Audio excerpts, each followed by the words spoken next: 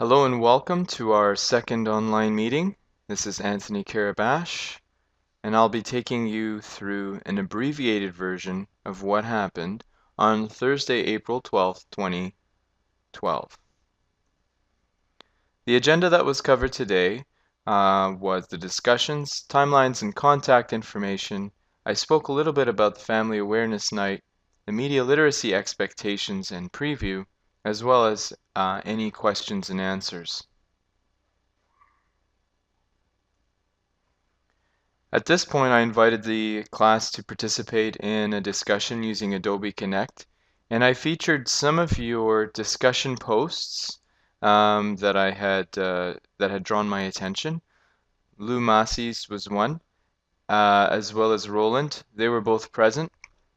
Nicholas was also there to share his ideas. Ivana had posted a nice post as well. I'm not quite sure. I think Ivana was there as well. And that was what we conducted for the first 20 minutes. Everybody had a chance to activate their microphone and just speak to their contribution in the discussions. As an instructor, I wanted to compliment the class that the discussions were being conducted in the most professional manner.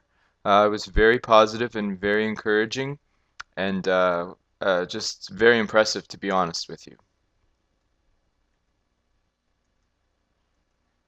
After going through the discussions, I just wanted to reiterate to the class that the news section is the primary form of communication from me to you, and I wanted also to establish that I will be emailing your personal emails directly because I'm on my mobile device and I cannot email inside D2L through my mobile device.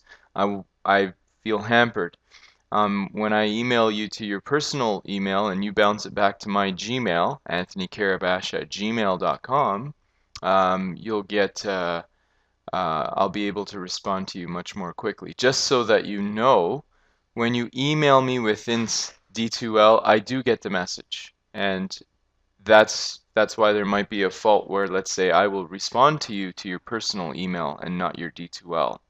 So don't worry, I will always get the message.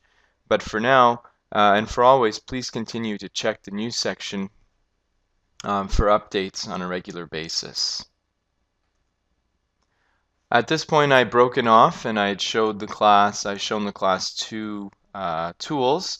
One you may be familiar with in Google Forms, and one you also may be familiar with is called surveymonkey.com. I did a quick demo and I'll do that now. Going to surveymonkey.com, let me sign out. This is a free service. It's a nice way to conduct a survey with adults and older children or young adults if they have access to a computer or email. And this goes hand in hand with your next assignment. And your next assignment was to create a lesson or a unit, like a 3-lesson unit or a 5-lesson unit. I kept it open-ended because I didn't want to stifle any creativity.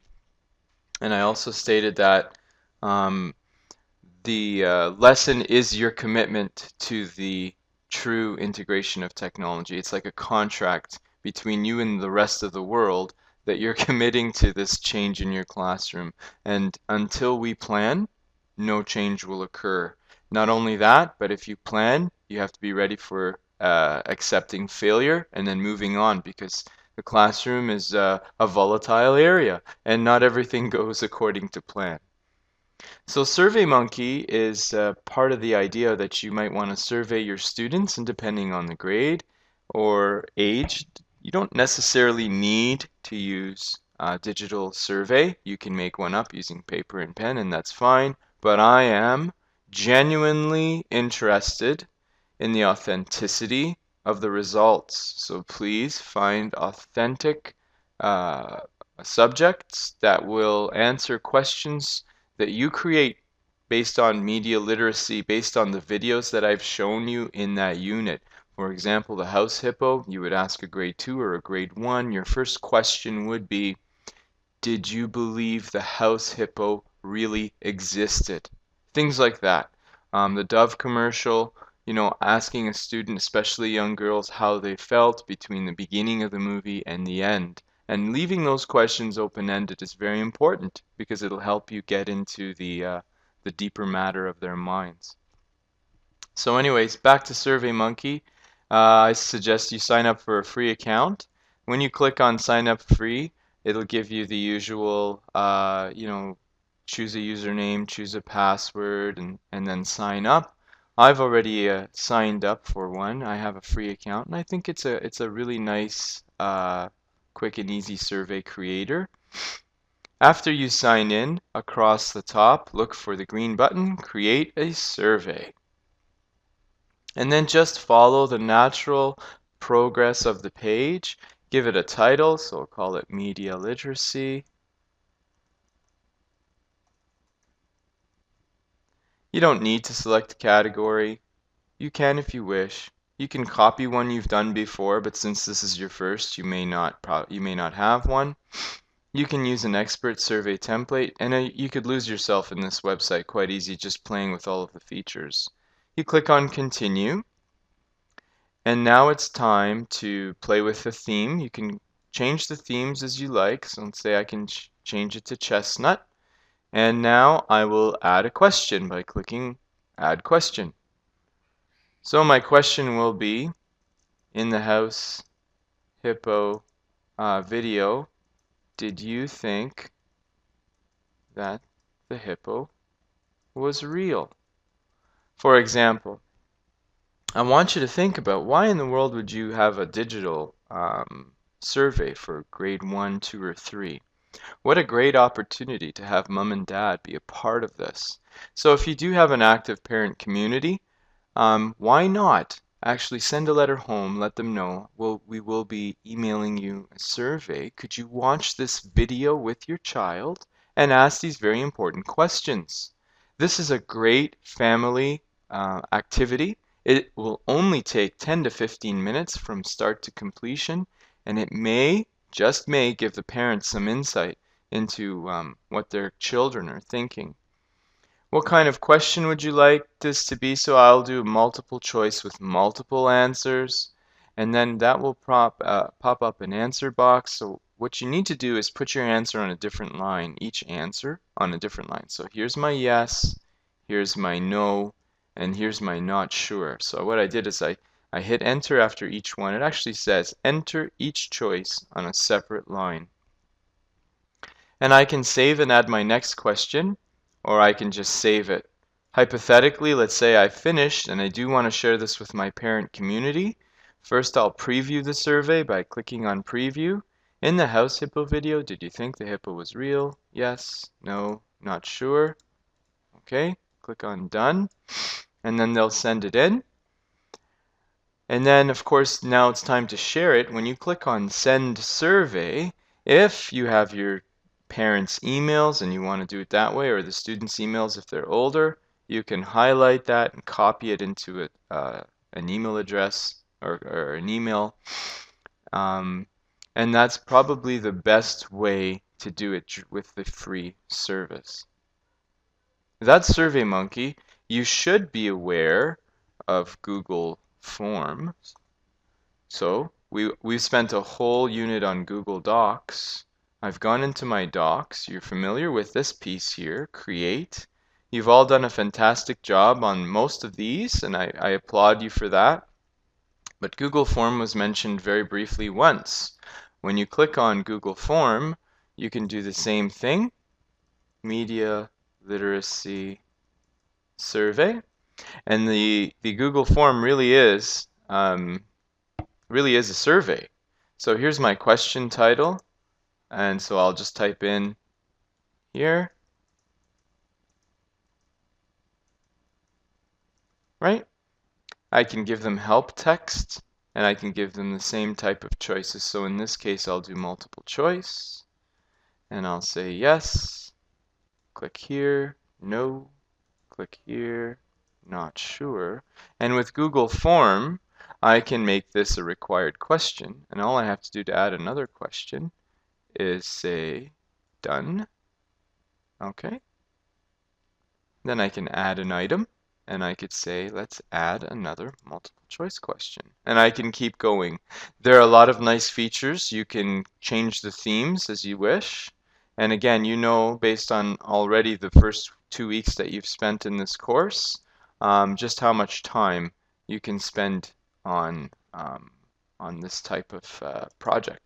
So when I'm ready to send this off, if you always look across the top, your share options are here.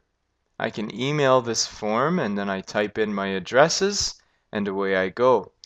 The beauty of Google Form and SurveyMonkey is that they will produce results for you. So Google Form will create a spreadsheet for you in your Google Doc, and it will have the title Media Literacy Survey, and it will create columns and show you how many people answered in which way. And SurveyMonkey, they create little graphs for you. So I encourage you to explore that.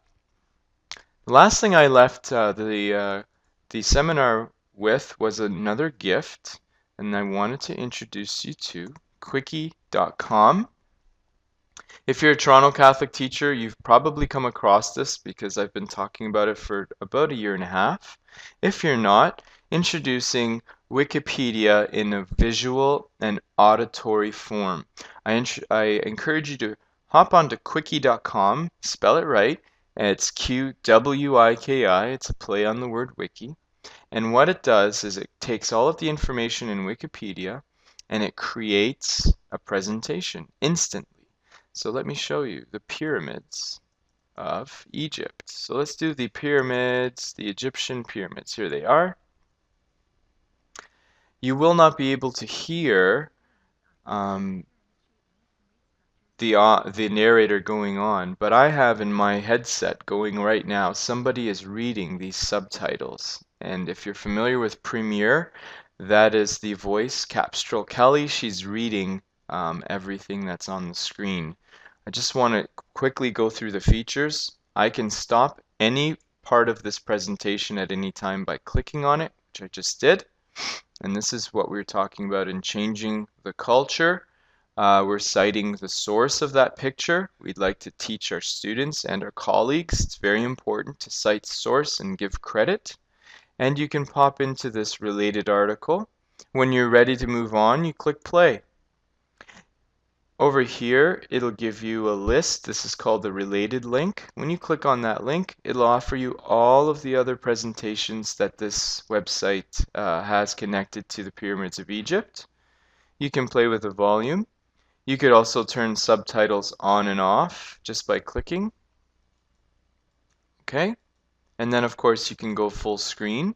And because this is touch interactive, if you do have a smart board, this is a great activity for 4 or 5 students to hop on and play with. And again, this would be more of a station-centered class as opposed to the centerpiece of the lesson. I would definitely have this as a station. Now I could do a search on just about any topic. I could do Pythagorean theorem. I could do H2O in molecular theory. You name it, it's out there. And I invite you guys to try it. It's a really, really neat site. And that's Quickie.com. That concluded the online meeting, and most of the questions that were coming in were coming around the media literacy. The media literacy lesson plan is quite open, but the goal is to begin to open up the students' minds about the pitfalls and the traps that are out there. And those videos that I've posted are just a starting point, so by all means, if you can find videos that better suit your needs that you have vetted, then you're welcome to use those. Just send me the link so that I can see as well. My name's Anthony Carabache. Thank you for joining me, and I'm signing off.